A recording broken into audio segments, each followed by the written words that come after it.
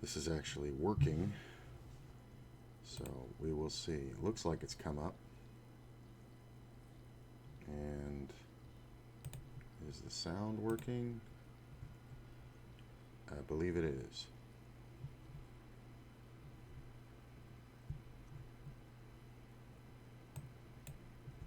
Alright, looks okay. It's a little low, but we'll figure that out on the way. There we go. Alright, you guys let me know. That's cool. Alright, so let's start with hand reviews. Give me 1 second. So I'm not blown out of my headphones. Cool. This is from yesterday's play. Yesterday was pretty good. Basically, when I had the opportunity to get the money in with a 95% favorite, I did it, and in 3 different tournaments, I got unlucky. And that's going to happen sometimes, so it's fine. So let's see here. First hand, 3 big blinds. Wow, that is really loud in my headphones. Sorry, let me turn that down. Guess the sound settings worked. Where the hell? Can I see my own hand? What the hell's going on here? Alright, there we go. So we see a raise out of first. We call with the 5-5. Comes down 6 queen deuce, and the player makes a c-bet. This is not standard c-bet. This is half pot. This doesn't seem particularly strong to me. When players do something out of the norm, and the norm here would be either I have a queen and I would like to bet for value, or I am bluffing and I want to win the pot. Those 2 bets would either be small or big, you know, depending on who you're playing against. But this bet being right in the middle just means nothing. And the fact of the matter is, it's very early in the tournament. We have, 200 plus big blinds. This player's just been kind of flopping around and doing a lot of weird stuff. Not particularly of note, but the bet sizing is what gives it away. So I did decide to call because I thought it looked very weak. We check, and he checks the turn, which now kind of makes me feel like I may just be up against a player who doesn't understand the betting structure, because if he was bluffing, he would continue bluffing on the king. So I'm fairly confident I'm beat now, and I don't think I'm getting a fold. The king on the river is kind of meh. I decided to just go ahead and check it back because I felt like my initial read of the bet was correct for most instances, but this is one where we're up against somebody who doesn't know exactly what's going on. I haven't reviewed this hand. I forget what he actually had, but it kind of stumped me because he didn't keep betting, and I think I just over-leveled myself. So I know I should be good here a lot, but I think I should have bet at some point, just in case he has a hand like pocket sevens, where he might just be taking a shot at it, and he doesn't want to put any more money in the pot, but he does still beat me. That being said, it's very early in the tournament, so I guess it's not a huge mistake. We check, and he does bet ace-deuce, which to me is like his half-pot bet on the flop is just completely pointless, because it's not going to make anybody who has anything fold, and you're not going to get called by worse. You know what I'm saying? Like, there's no... What hand is going to call you here that you bet that flop that's worse? Ace-jack, maybe, of clubs? But, I mean, you're just going to get blown right off of it, so... I think I messed up this one because I should have bet, because I think he does. A player who with this mindset would call like 6 or 7 blinds on the river. That being said, it's not a huge mistake. It's super early, so it's fine. Let's see, Jack 10. We see it open here. It's a very small, or I'm sorry, he's all in, so it's pretty small.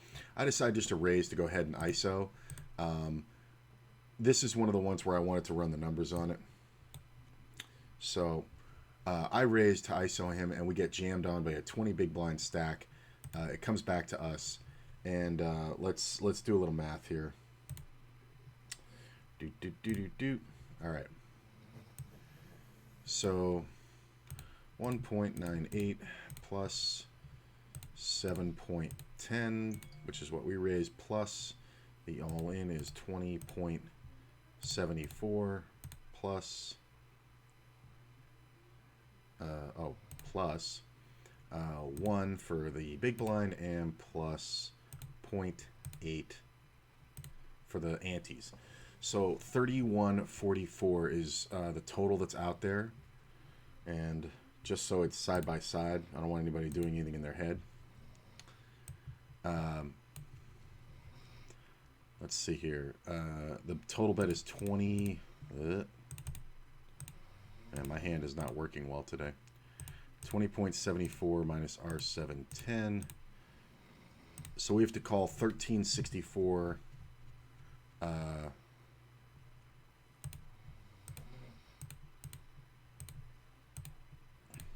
To win 45.08. So we're getting better than 3-1, obviously, on our money. So the question here is, do we have the odds to do that? I can tell you off the top of my head, with Queen Jack, we do have the odds to do it.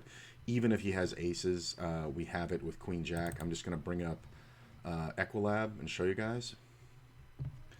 So let's give him a range of just monsters. You know what? Let's just see it against aces, just so I know that I'm not insane. Versus my hand, the 10 Jack of clubs. I mean, I know it's close. It might not be perfect, but it's close. So we have 20% versus that. We only need, well, what is that? 1364 divided by 45.08. So 30%. So we're not quite there. But let's range him with a little bit better than aces. Let's go kings, queens, jacks, tens. I believe he'll jam nines here in this scenario. Eights is a little speculative, but it's not exactly a high buy-in tournament. Ace king suited, ace queen suited, ace jack suited, ace queen off, ace 10 suited, king queen suited, king queen off. Maybe the king queen off is a little loose. He should be in a perfect world jamming with the ace fives and lower, but I'm not going to give that to him. So we're just going to give him a tight, reasonable range. King jack suited. I think ace jack off and ace 10 off for our same purposes are fine. Let's apply that and go ahead and evaluate. 35%. So we definitely have the, the odds to call, and this is why it was such a snap call in game, was because I knew this off the top of my head from seeing this situation hundreds of times. And in all honesty, this is also saying that he doesn't jam just all pairs, right? So we're giving him 8s plus in pairs, but a lot of guys will jam down to 5s here. So I think it's fine because we put in a couple hands some people don't jam, like king jack suited, which they should.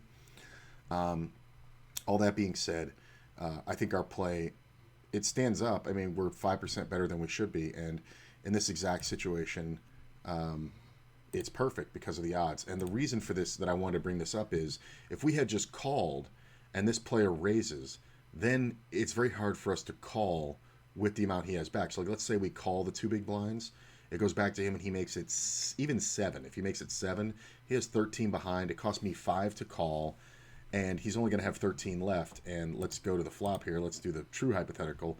On this one, I'm going to get it in all day. So in this particular situation, calling this bet and then calling would have been good. But I never want to just call a small, stupid all-in when I could just take a free shot at it with a hand that, plays pretty well. In this exact scenario, though, we were up against the king 10 and the ace queen. So we would have lost. I don't know if the ace queen folds after 3-betting pre-flop. He probably just jams. When we call this guy and he just jams, then we can fold. But because I made the raise, I was priced in. Now, I'm not calling that if I just call the 2 big blind all in and then this guy jams for 20. I'm obviously just folding. Just an important distinction. I think it's important for you guys to see how you run the math on these when you're away from the table, so that you know whether or not you did the right thing or not. And after you do this a couple hundred times, you can just do it in your head. Okay, this is the 6 max that we were in yesterday. That was very frustrating. In the small blind with the 10 jack suited again, we see a min raise out of first. We could 3-bet for sure, but we're very short, so we're kind of just trying to gain some equity and flop. And this is a hand where we gained all the equities. So there's no point in leading here, of course. Player bets, and he bets super small, which I actually like, because players will either bet super small with absolutely nothing that they're taking a shot with, or with something they like. So now, if he has something he likes, like let's say that doesn't beat me, right? Let's say he has, let's give him aces with the ace of hearts, right? I want him to keep betting. I need him to get all that money in because I got to get back in this tournament, right? I'm mid-stacked, but I don't really like that at this stage in the tournament because you do need more chips to work with at this point. But if he has something he hates, right, and he's just putting a bet out there, he's bluffing with total air on a monotone board, he's doing a poor job of it because he's going to have to bet again. And obviously, I want him to bet again. So I just call. Turn comes off a 5, and this is where people get nervous. He bets 6.28. Obviously, if he has anything, he's calling me, right? So if let's say he has the aces with the ace of hearts, even if he just has the ace-jack offsuit with the ace of hearts, and I jam here, he can call. Because I can have 2 pairs, I can have, honestly, even if I have a straight, he has 9 outs, 18%. He shouldn't call it, but a lot of people will because the total pot will be like 16.33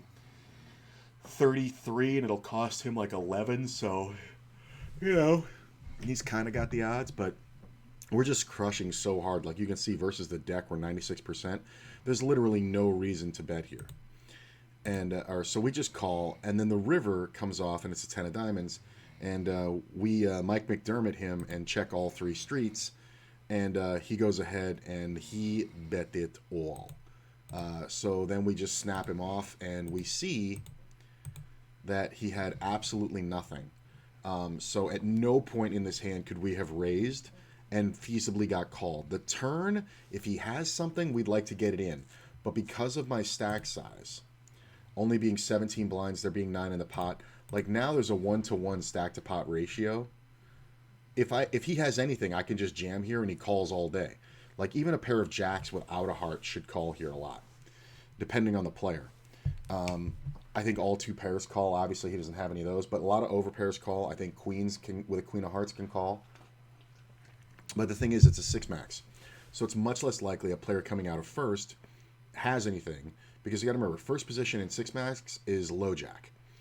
Cutoff, hijack, low jack. That's first position. There's no other 3 positions in there, so the ranges are automatically starting from the low jack. So it's a good little example of just, and what's the gamble here? I get drawn out on. At this point, I'm not folding because I have a good suspicion, and I said it in game before the river came off. I said I have a good suspicion he's bluffing, and I'm not folding. I don't care even if a heart comes. So I'd already made my decision. I already knew what I was going to do, and I was fine with it. And then, of course, there you go. So, pretty well played hand. I think it's just max value. And now we're actually in this thing. We actually became one of the bigger stacks at the table just through doubling up through this one guy. And this is the pot that kind of carried me as far as I went, as frustrating as that tournament was. So this is another tournament. This is 8-handed tournament, but we are 7-handed at the moment. Queen Jack offsuit on the button. I decided to go ahead and open it. We get 3-bet, and this is an interesting scenario because I remember this one. This player had been 3-betting a lot. His, let's show it to you. Yeah. So his 3-bet percentage was 25%. Now we only have 53 hands on him, but that would be a hell of a coincidence out of 53 hands that we have that 25% of them were good enough to 3-bet. The fact of the matter is he loved 3-betting from the blinds. He absolutely loved it. So you can get rid of this now. I went and looked at the HUD to see if I had any relevant information on him. Where's the goddamn HUD? Where is it? How can I shut it off? Show on whole. Okay, show HUD. There we go. So I know he's raising far too much, right? Now, when a player is raising far too much, this is a mistake other players make. So let's do this. Let's bring up Equilab. And this isn't exactly the way my brain works, but it's pretty good. It's pretty close to this. So we're going to go ahead and give him a range of 25% of hands. So, because that's his 3-bet percentage, okay? That's this. Okay? Now we're going to put in our exact hand, which is what, Queen Jack offsuit or something like that? Jack of spades, Queen of diamonds. Queen of diamonds, Jack of spades. Let's run it. Our exact equity versus a player who's 3-betting 25% of hands is 42%. Now, is it a hand that we want to get in? No. But what this tells me is, and I know this because I saw the 25% of hands, he's raising far too much. It would be a hell of a coincidence if in the 53 hands that I've only ever seen on this player, which isn't nothing, I'd rather it was like 200, but in the 53 hands that I've played against him, it would be a hell of a coincidence if he had good hands every time he 3-bet from the blinds when I've seen him do it every time. So how do you counteract this? And I did it in game, and I'm very proud of it. I took a couple extra seconds just to make it not look like bullshit, and then I went ahead and shoved all in on him for 40 big blinds. There's no fucking way that a good player can ever call here with anything less than ace-queen suited, because that's just not going to happen. It's 40 big blinds. You know what? Let's do us a favor here. Let's go to Jonathan Little's site, and let's bring up the tools. So this is how next level poker works, because we know all this stuff in game. So here's the tournament pre-flop charts, and this is just a metric that is used to enter in your position. So let's say you're in the small blind, right? You have 40 big blinds, okay? You're in the small blind. The action is versus a 4-bet, versus a 4-bet all in, okay? That's what this guy is facing. He is facing a 4-bet all in. I raised, he 3-bet, I 4-bet for 41 big blinds. That's what we're playing against, 40 big blinds. The other player's position is on the button, the loosest position on the table, okay? Here's the call range, okay? And now the way this works is, this is the call range because these are the hands that when the button opens, right? So I raise, he's in the small blind with 40 big blinds. These are the hands that should have 3-bet pre-flop. So these are all the hands that should have raised me, okay? All these, all right? Now we can go a step further. If you really want to understand this hand, we can go a step further. Let's put this as his range, okay? So we're going to put this in as his actual range, okay? So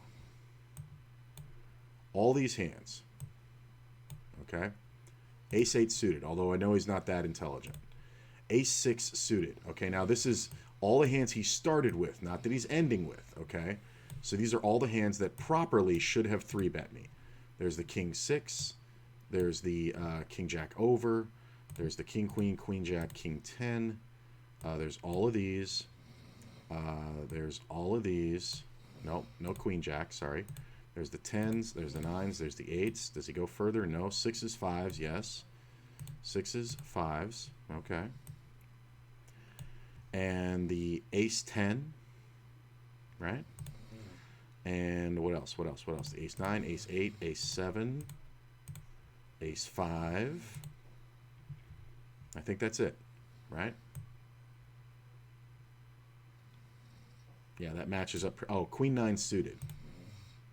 That matches up right. Okay, so if we open the button, this is a proper 3-betting range GTO.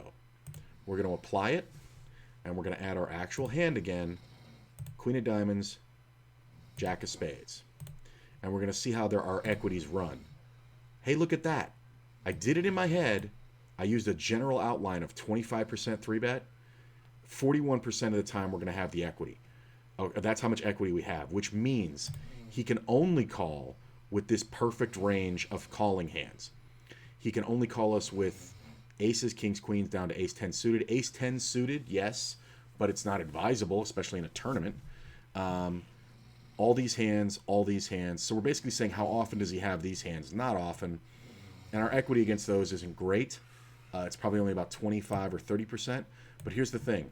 I know he's raising wider than this. This is the bare minimum of what's proper. So I know he's raising wider. So my jam, and you'll notice this little spot here with ace-8 off, where he should have 3-bet and then folded. There's hands in there like ace-9 off, ace-8 off, ace-7, ace-5, king-10. All these hands can 3-bet pre-flop, but then they're folds if you get 4-bet. So we jam. He thought about it for a really long time, and then he decided to YOLO call like an absolute maniac. And, you know, we made 2 pair, and this maniac had ace-8 offsuit. If you think that it's ever a good idea to call off with an offsuit hand after you've 3-bet pre-flop and then been 4-bet jammed on for 40 big blinds from the button, boy, are you incorrect. So this is just an awful play, and he gave us the chips that propelled us really far in this one. And here's the thing. I'd rather do this sooner than later, because this player was just abusing the blinds, and I'm not going to have somebody improperly 3-betting me too often before I just, shove it in his face and make a stand. And here's the thing. If he folds here, then he's learned something. He's going to stop 3-betting me. This was like the second or third time it had happened when I was raising from the button or cutoff, and I needed to shut that down. This is how you shut them down. In this exact instance, he was 100% wrong, had the best hand, and lost. So we got some justice. But that's how you counteract that, and people ask that all the time. That's how you beat it, is by he's 3-betting wide, you jam wide. King 10. We'll go ahead and limp it. We see a raise. We then 4-bet, and this is one that's kind of interesting. I'm going to go ahead and show you. I'm kind of doing this one off the cuff, but I kind of wanted to see how it looks in the preflop charts. So we're going to go ahead and bring this up. I shouldn't have closed them. Here we go. So we have King 10 off at 70 or 80 big blinds, wherever that is. So we'll just say 80. Our position is the small blind, and we're raising first in, or sorry, what's the action? We're in the small blind. We should be raising first in with King 10 off. How often? Very little amount. It's an 82% call, so I was correct. Okay. Now, versus a 3-bet from the big blind, what do we do with King 10 off? We are to 4-bet 34% of the time and call 66% of the time. So 3 to 1. You know what I'm saying? Like 1 time out of 3 you're going to raise, 2 times you're going to just call. Versus this player who had been raising from the blind too much, I decided to go ahead and go with the 4-bet. I think it's a stronger play. So I 4-bet. He does just call. Flop comes off with a 10 on it, right? Pretty awesome. I decide to lead right at it. The point of this lead is that I have now crushed the board, because when we're in the blinds, this is basically a heads up hand. Like if we're playing a heads up match. I've hit top pair, second best kicker on a draw heavy board. If we get it in right here, I'm ahead probably 80% of the time with this range. He decides to go ahead and just jam a lamb, which honestly I wasn't even afraid of a flush. I was just like, I don't know what hand you're properly doing this with that played the way you did pre-flop. I guess occasionally he can show me ace 10 or jacks, but those are very unlikely hands. I think all that money would have gone in pre. When I 4-bet and he has jacks, I think he just jams it back. You know what I'm saying? And ace 10 should probably jam it back too. But I do call it, and I like this guy's action. He hits second pair with a shitty kicker. Hey, what's up, Pocket? How you doing, my man? Good to see you, bro. So he got all the money in really horribly for 65 blinds or whatever in a 4-bet pot with second pair, backdoor flush draw. This is awful. Here's what we're also going to do. We're 77%. Let's show the known hole cards. Okay? Versus his actual hand, we're 75%. So there's literally at no point should we have folded this hand. Because, the odds were, we only need 35%. We have 75. So this is just one of those ones where I got unlucky. I think it's important to, show known hole cards. There it is. I think it's important to recognize this and understand that I played it perfectly. I don't pat myself on the back often enough. I think people focus too much on, they focus way too much on results, that's for sure. But I think people also focus way too much on the mistakes that they make. And here's the thing. Yes, you're going to learn from your mistakes. It's probably the best way to learn is from learning what not to do. But I don't think people acknowledge when they do something right enough. What I started doing was saying, wait a minute. On this other hand, I was trying to get paid. I was trying to value bet here. And I didn't get paid. It worked as a fold. Now that's a successful bluff. So I took that betting strategy in that scenario and focused it and moved it over. Instead of in my value bet range, which obviously had problems, I took that betting structure with that board and that hand and that position, and I moved that one over into the bluff column. Now I have a more convincing bluff in certain scenarios with the same board, same position, all like that. And then I went and worked on the value bet area. Then I saw ones where I got called on a bluff and the person didn't have the nuts or something like that. And it was like, oh shit, okay, that one works better as a value bet in this scenario. So then that's the way I did it. Was I wasn't saying I screwed up this bluff. I was saying I successfully made a value bet that got called. And then I moved it into the, the bluff column for bad bluff. You know what I'm saying? So it's just a different way of looking at it. I think it's more positive, and I definitely think it's a better way to go about it, because otherwise you're going to just be sitting there going, oh, I fucked up that value bet. How do I work on my value bets? And you're not going to see the good thing that you got out of it. Failure, the greatest teacher is, like Yoda said. So don't look at them as failures. Look at them as right move, wrong hand. You know what I'm saying? In the ones where I got called, if I had the same betting structure and I was value betting, that would have been great. This time I happened to be bluffing. So I think it's good to put that in context. Let's move on to the next one. Queen 9 offsuit. It folds all the way around to the blind, who makes it 2.2. That is a ridiculously small raise.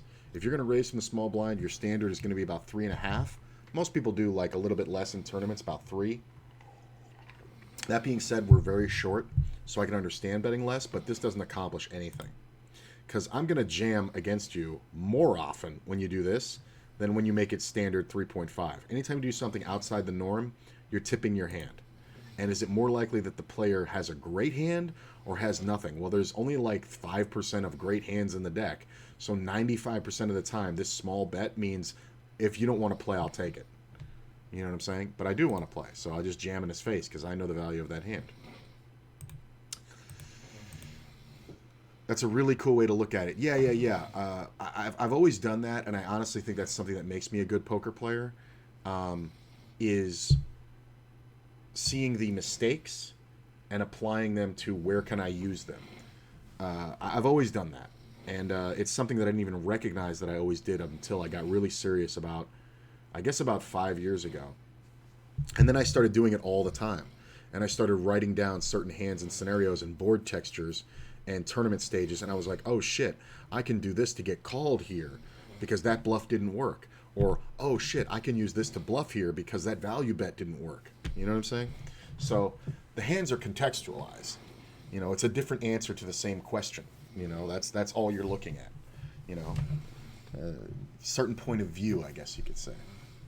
So we're on the button here with Jack 8 suited, obviously good enough to open. We get a call. We hit second pair, gut shot, not bad.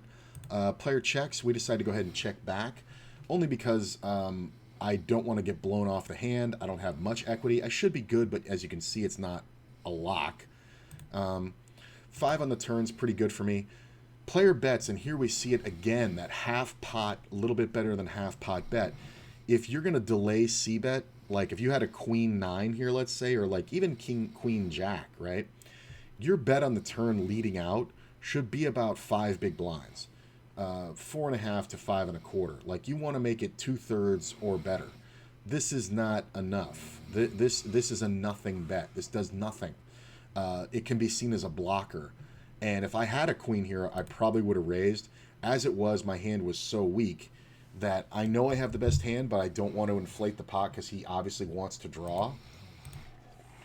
Big old deuce on the river. He checks, and this is one of the ones where I'm not beating myself up for missing a value bet because I just don't think there's anything that's going to call me. And as it turns out, he did have a super draw. You know what I'm saying? Now here's the thing.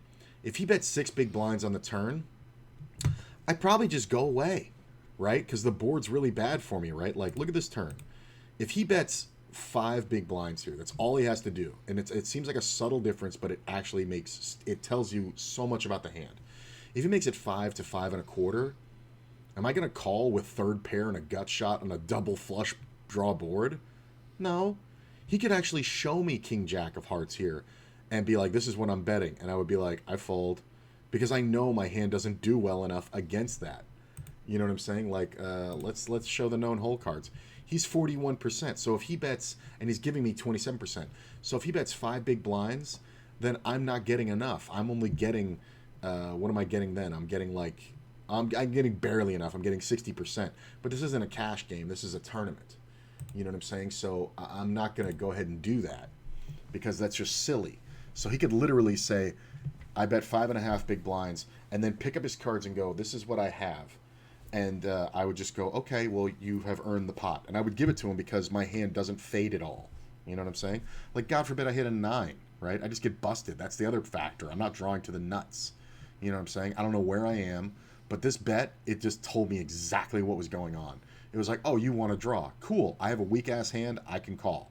And then the river just blanks out, and he just gives up. I mean, he could have even bet here, and I probably would have folded. Like, if he had set it up properly on the turn and I did decide to call, and the river bricks off like this, he can then bet big, and I'm probably going to have to give up a 10. Like, if I have, like, 10 jack, right, of diamonds, if he bets the turn for 5.5, you know, there's like, what does that make? There's puts like 17 in the pot. If on the river here, he bets 12, I can't call with 10 jack. I can't call with queen jack.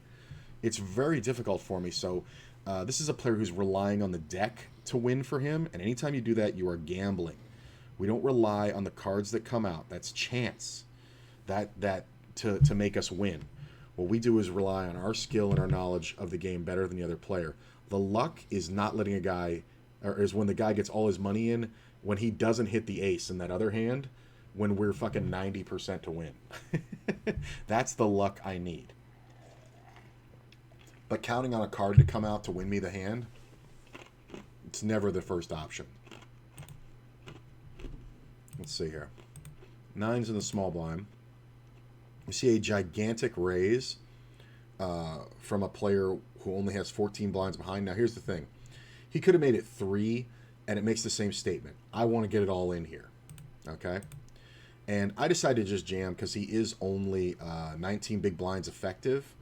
So there's not really much wiggle room here. Here's what I'm going to do. I'm going to take his effective stack. He's coming out of the cutoff hijack. So his effective stack is what? 18, 19 big blinds. We'll call it at 20. We are in his the effective stack. Remember, that's why we're calling this here. We are in the small blind. Okay. Versus raise first in from the, what do we say he was? The hijack? Yeah. Versus raise first in from, oh, sorry. Versus a raise from the hijack. What do we do with pocket 9s in that scenario? That's what we're asking. Where the hell did I clicked the wrong thing. Where the hell did it go? Where'd you go? There you are. Pocket 9s. It's a jam all day, baby. So that's what we're looking at. All these hands, right? Versus a raise when we have 20 big blinds are a jam. We're playing for the effective stack of the player. He has 20 big blinds. 9s is a jam. But versus the deck, we're 53% equity. When he has extra money in the pot, we jam off against him, we are absolutely supposed to call. That's all these ways to look at it. This is not a mistake. You can sit there and say, well, what about his actual range? All right, let's look at his actual range. Versus a 20 big blind hand that wants to get all the money in, okay? Let's do it this way. 20 big blinds from the hijack versus 3-bet all in. The opponent's position is the small blind. So now we have 20 big blinds. We're in the hijack versus a 3-bet from the small blind. What are the hands we want to get it in with? Well, we're calling the all-in with, versus a 3-bet. We want to call aces 60% and call it 42%, go all in 58%. But all these hands want to get it in, right? All in with ace 5, all in with ace 4 suited, 66%. Ace 10 off, all the way up, 10s, jacks, queens, kings, 7s, 6s, all these things. And then all these other hands want to call. So I think jamming is the move. Now, if we say versus a 3-bet versus an all-in, let's change it a little bit. The other opponent's hijack button versus all-in, other opponent's position. Why can't I do the small blind? Oh, because it's a dead call. Okay. Versus 3-bet all in. Let's look at that. Other opponent's position, small blind. These are the hands we want to get it in with. Okay, ace 9 suited, all these racing hands, all these pairs obviously down to fives. So versus all that, pocket nines fares well enough, and that's just kind of the way you look at it. You don't say, I have 60 big blinds, what do I do? You say the effective stack is 20 big blinds. What do I do here for 20 big blinds? If a player raises here, what do? I jam for 20 big blinds. And it doesn't matter the size. And I said it before I went all in. I said, he's probably got a really good hand here. But the problem is a really good hand can be queens, or a really good hand can be, eights, or ace-king, or king-queen suited, or something like that. There's too much range, and you can't break your brain trying to figure it out. And in this exact scenario, he did have queens. But it's a sound theory, and that's what you're looking for, is sound theory. With 20 big blinds, I would want to go all in versus an opener. In truth, he made a big mistake, because the only player who gets it in with nines here versus him correctly is me, because he made a 4.5 big blind raise. We all know he wants to get it in. We all know that. In that case, you should only be min raising here, because I'm going to jam on you just as frequently. This raise tips your hand to being the premiums. And when it's premiums, the only thing is I can race against a lot of those. So aces, kings, queens, jacks, tens are all there, yes, but also ace, king, ace, queen, ace, jack, ace, 10 suited, king, queen suited, all those hands are there. So it's kind of a coin toss whether you have me crushed or I have you crushed, and we're racing. You know what I'm saying? So this bet only works because I'm in the small blind. Normally this just gets folded and he just wasted his queens. So I was very happy to help him play perfectly. 54 off. We see a limp. This player had been limping quite a bit. Obviously, I'm not going to raise. And I flopped the 2-per. It goes check, check. It is a limped pot, so not a lot of aces out there. I decided to go ahead and bet, and I'm betting this small because, one, I want action, and two, I'm kind of blocking, because if I get raised here, I'm kind of screwed. Although sometimes people will go ape shit with an ace, which wasn't, completely out of it. But the small bet here works. It's half pot, but the pot is so small that if we bet less, we're betting like 1.75 blinds if we take out half a blind. So you got to bet something. So my bet here has to be a little bit bigger because it is a multi-way pot. If this was heads up, I probably would have done the 2 big blinds or less. But it's just important to bet there and not be scared of somebody having a deuce. What deuces are they going to have? I have all the deuces. Out of the small blind, this is a fun one. We see a gigantic open for 3.63. Of course, I go ahead and 3-bet it. And this player 4-bet jams. This raise is super weak. Even though it's big, it's super weak. Like, people think that, oh, I'll raise more and that'll make somebody fold more. It's not the way it works. We understand raising and bet dynamics now. So if he had just made a standard open to 2.5 big blinds, I'm 3-betting, but I don't think he's weak. You know what I'm saying? He decides to go ahead and fold, and of course I cannot fold for the 10 big blinds here, even though I know this is awful for me. This is at least a pair, so it's at least a race. A lot of times I'm really screwed, and this is just running into it. And I wanted to point this one out because of this player's big raise and how it means nothing. Like, he snap folded in game, and this hand, I just ran into it and I kind of got crippled. But this is important because there was I would think I was like 38th in the tournament. There was about 130 players left, and I got knocked down to 100th place, just about. It was in 3 digits. And when we hit the cash, which was at, I think 45 players got paid, I was back in 35th place. So I was able to claw my way back up. So these little ones really shouldn't bother you. I didn't run exceptionally well either. I just stole and made a couple good hands and, did the poker thing, but it wasn't like I got aces and then I got a set and then I got a this and I got, no. It was like I just kept playing good, solid poker. And like these little, ones that you run into, this is why you want to always stay on guard and have a bigger stack, so that if a guy who doesn't play anything but great hands happens to wake up behind you with a monster that you have to call for 10 big blinds, then you can recover. That's why you have chips. I'm in open the 7s in first.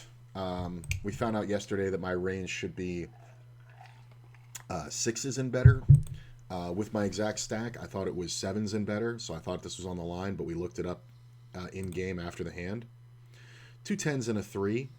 Pretty good. Nobody 3-bets, so I should be good most of the time. I decided to just go ahead and lead at this big for, 2/3 pot, about 60%. And I'm leading out here because I'm saying, look, nobody has anything. I'm going to take this. And here's the added benefit. What do you do here with pocket eights? What do you do with pocket nines? Like, if you're this guy and you just call with the pocket eights, or this guy and you call with pocket eights or nines, either one of them, like, what do you do? Like, I raised under the gun. I didn't just jam this flop. I'm betting reasonably. Doesn't this seem like I have an overpair? And all overpairs beat those hands that beat me. You know what I mean? Like, jacks here is kind of a brain teaser. Like, it's kind of really hard. Now, jacks would probably get 3-bet pre-flop and we would get it in because I had so few chips. But some players do play poorly enough that they will just call with the jacks pre-flop. That being said, they're probably jamming the flop here if they play that bad. So it's really just to protect myself against eights and nines, which is super likely in this scenario. And we got the fold. I think this is one where the betting is not necessarily turning our hand into a bluff, but it protects it and it has a secondary benefit of being a bluff in the right scenario. Like, if you have pocket eights, I bluffed you. If you have ace king, I protected my hand. Like, this guy can have a lot of different hands, and my bet means different things versus all of them because I don't have perfect knowledge. I don't know exactly what he has. You know what I'm saying? Incomplete information. That's what we're extrapolating from. Okay. 2 big blind raise and a call on the button. I don't love this hand, but when you're getting infinite to 1, it's not a great idea to fold if you can spare the chips. And in all honesty, I can't spare the chips at this point with the 26 big blinds, but what I can do is, because I have so few chips, but I still maintain fold equity, I can flop anything. A piece here, a king, and probably get it in and not be making a big mistake. That being said, it's not great to do. Usually you want to have a hand like king jack, king 10 when you do that. But this hand is kind of on the line. But because we were just getting inf to 1, like, let's just go with it. I make a 7, which is great. It improves my hand. I decide to check, and it checks around. The turn, I go ahead and bet small. I like this bet on turns in a multi-way pot because it looks scary as fuck. It's like I'm not protecting anything, and there's 2 other players, so it really looks like I'm just fishing for a bet from somebody, right? And players, when they recognize that, they fold. This player does decide to call, which is fine. He can have a lot of draws. I decide to go ahead and bet the river like I have the flush. I have set it up to look that way. If I had bet bigger on the turn, I would be capping my hand at 1 pair. I would be saying I have a 9, I have an 8, something like that. If I bet, 6 big blinds on the turn, and then on the river I just, rip it or check. Either way, they're both the same statement that I have 1 pair. By betting the turn small into multiple players, it makes my hand look stronger, which means I can have a lot more sets, 2 pairs, flushes, straights. I can have everything. This guy on the button, he can kind of only have a draw or a weak-ass 1 pair, like an 8. So if I had it with a gun to my head, I would have to say this guy probably has like 8-10 or like a hand like ace-8 with the ace of clubs. Any hand with the ace of clubs, really. But I think he had a pair, and I think we definitely played him off the best hand. And it just makes sense. The betting structure has to make sense. You don't want to be doing weird, complicated things that your opponents can't see. Because then it's like, what's the point? Your very well thought out GTO bluff doesn't work if the guy's checking his phone. So you got to make these moves big and simple. Let's see. So we see a micro raise from a guy with 80 big blinds out of first. This is retarded. He's the big stack. He should still be opening for 3x. He wants these players who play against him to have 1 pair kind of hands. Like hands that only play well 1 pair. So the flop comes off just absolute garbage. And he bets a big old pot size bet. Doesn't look too strong to me, but I folded it because of the player behind. Player behind jams, dude does call. And in this exact instance, he had 2 kings. So he did good looking weak. But the problem is his bet left him nowhere to go. This player ended up being a very scared player. I think he was more terrified of anything than getting drawn out on. Now, if I had had something reasonable on this flop, like a straight draw or something like that, which I could have, I would have raised. I honestly would have raised even with top set of 8s because he's either got ego or he's got something that he's going to die with. And more than likely, he's got something he's going to die with. And look at that. Somebody actually had this straight draw, and no amount of betting was going to take them off of it. The bigger bet wasn't going to make them fold, because the expected value with their 30 big blind stack, when they jam, it's a great play. Because not only that, they gave themselves an opportunity to bluff him off kings, the scaredest player in the tournament. So I really like the way that hand played out, and I thought it was an interesting thing to acknowledge. 8-5 suited. Same player makes a 2.1 big blind raise. We see a call. I call. Goes back to him. I make a pair and a flush draw. Obviously, this is a monster. I have 62% equity versus the field. He bets this gigantic bet again. Be kind of a coincidence if he actually had a king here in this three-way pot. This player jams over top. This is where the real value hand comes from, I think. I can't remember the hand, honestly, but this is usually the hand that's like the one pair, good hand, or the really good draw. So he could have a hand like 6-7 suited, I guess, although I don't think you call that with his stack. So his hand is most likely a king. And I'm just not folding because I just have way too much equity. And with 20 big blinds, I got to get back in this thing. And so for 20 big blinds, I can play for 70 big blinds pretty much. So that's a good deal all day when you have 62% equity versus the field. Let's go ahead and show you, well, they did call, you're going to see. Let's go ahead and show you the known hole cards. I am still 41% in this scenario. So for 20 big blinds, I can get up to about 72, which is a great deal all day. But when you have 41% equity, you would be torching money if you had folded here. So, and this is versus the actual range, like versus the perceived range. Versus perceived range, I'm 62%. It's only because one of my clubs is missing and this player has an open ender and the overcards are out there that I can lose to him in different ways. But look at how poorly this player played. Like he never wanted to fold. He's opening the wrong hands. He opens 6-7 in this spot, offsuit. And he makes a 6, which sucks because he beats me for the side pot. The side pot was only 4, but whatever. But the king-queen holds up, and that's fine. This is a spot I have taken all day, every day, and I will continue to do so.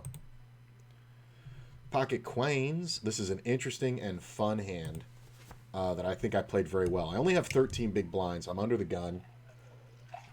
My goal here is to get the money in. I believe we're in the cash at this point. Yeah, this is the last hand.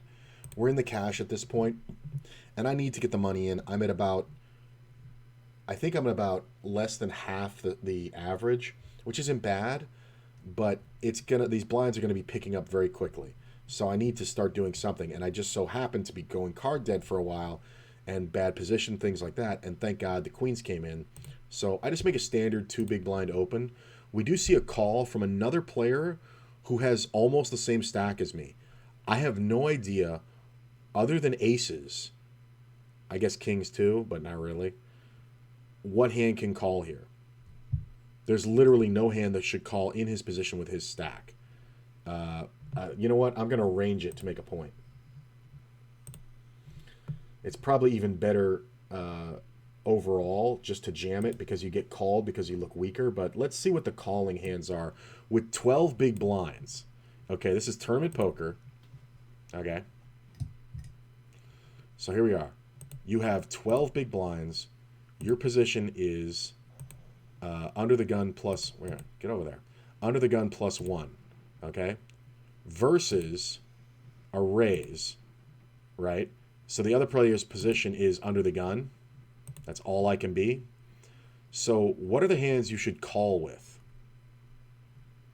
Anybody see any? Hey, look. Oh, the red ones are all in, right? And the blue is fold.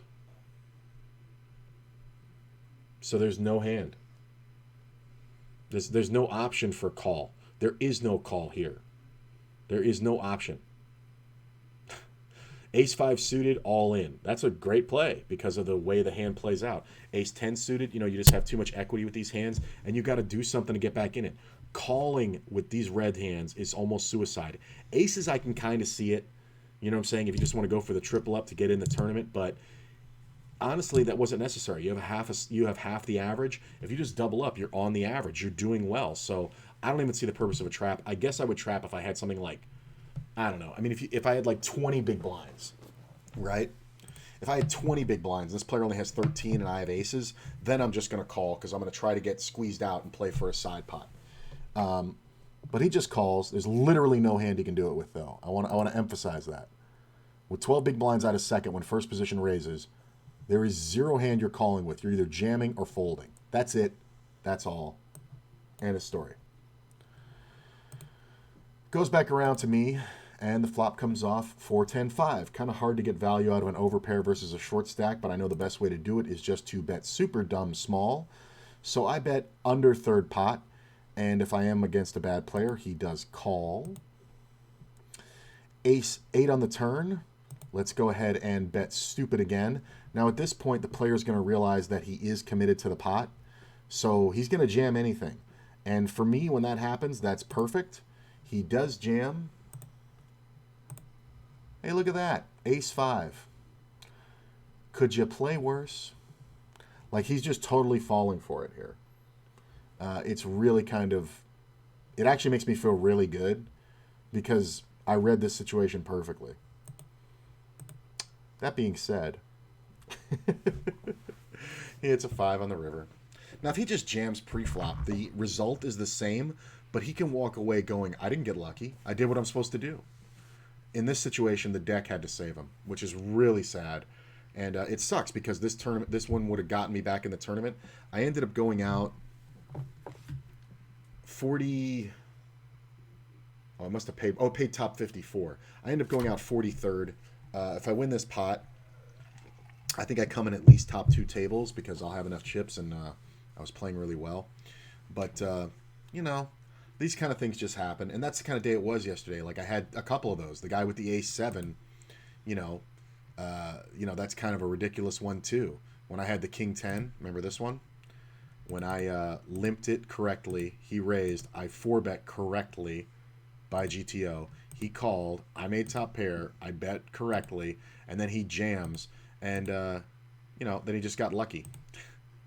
75% to win, and a guy hit a 25%er on the turn. And it doesn't even make sense to hit it. Like, he wasn't even suited. I mean, it's insane. Sometimes that's going to happen, and it is very frustrating. And honestly, it can really crush your spirit if you focus too much on the result. I know it sounds very cliche, but it really is true. When you focus on the result, you're really just setting yourself up for heartbreak. The idea is to make the best decisions every time, and the wins just happen. Like, eventually you just sit there. Like, I've had tournaments where I've been like, okay, I'm playing good, I'm doing the right thing, and do. Next thing I know, I'm heads up, and I'm just like, whoa, what just happened there? Like, it never happened to me, and I've heard other players say this, that it happens where they've realized, holy shit, then I won the tournament. Like, because they were so in it. For me, I've come out of it being heads up, being like, oh my God, I'm heads up for the tournament, and like kind of losing the flow for a minute. But yeah, that's just kind of the way it happens. You just keep making the best decisions, and some days the odds hold up and you win.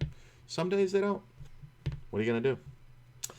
I'm going to go ahead and pass along the stream.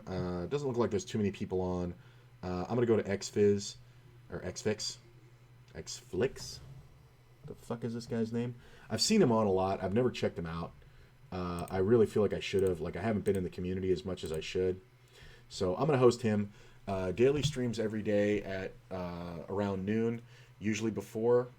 We do hand reviews. I would normally do some quizzes right now, but it's Courtney's birthday, and we're going to do some stuff for that. I got to pick up some stuff, and we're going to do some fun stuff and go to dinner later, so no poker tonight. I might stream later just for the hell of it, but we're going to be going out and having some fun with her family and stuff, so have a good one, guys, and I'll see you tomorrow most likely.